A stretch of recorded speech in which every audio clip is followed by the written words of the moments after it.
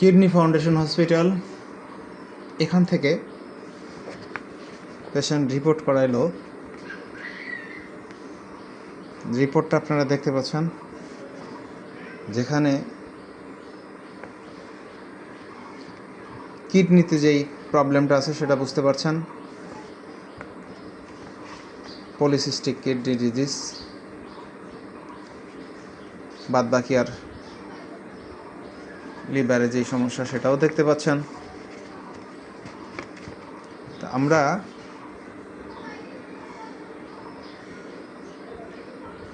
এই রোগী যেই জায়গা থেকে টেস্ট করছে, এই টেস্টকে তো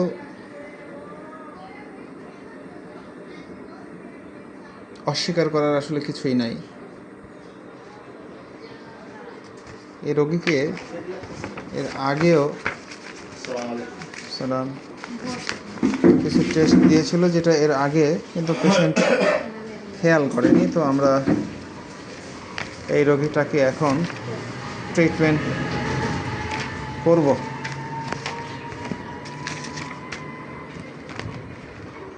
তার যে কিডনিতে সিস্ট এটা সে জানে, তার যে লিভারে চর্বি এটা সে জানে। এরপরে আমরা তার কেস টেকিং করেছি। কী কেস টেকিং করেছি? তামান্না কিডনিতে তার সিস্ট, লিভারের চর্বি কিছুটা এবং অ্যালার্জেটিক রাইনাইটিস, এই তিনটা প্রবলেম নিয়ে উনি আসছেন। আমরা যদি সিস্টের দিকে তাকাই তাহলে হয়তো অনেকেই বলবে এখানে মেডিসিন আসবে থুজা অক্সিডেন্টালিস অথবা লাইকোপোডিয়াম অথবা বারবেরিস ভলগেরিস এই কোয়ালিটির, অথবা ক্যালপিরিয়া কার্ভ। যেহেতু রোগী দেখতে মোটামুটি স্বাস্থ্যবান, আমরা তার মুখ দেখাচ্ছি না, বডি স্ট্রাকচার দেখাচ্ছি, বাট আমি রোগীকে এই সমস্ত মেডিসিনের কোনোটাই দিতে পারলাম না। আমি তাকে যেটা দিলাম সেটা হলো সিমটমের উপরে বেস করে। কী দিলাম? রোগীর হাত পা ঠান্ডা থাকে, ঘাম প্রচুর পরিমাণে হয় এবং রোগীর কিছুই মনে থাকে না, খুব বেশি ভোলা মন আজকাল।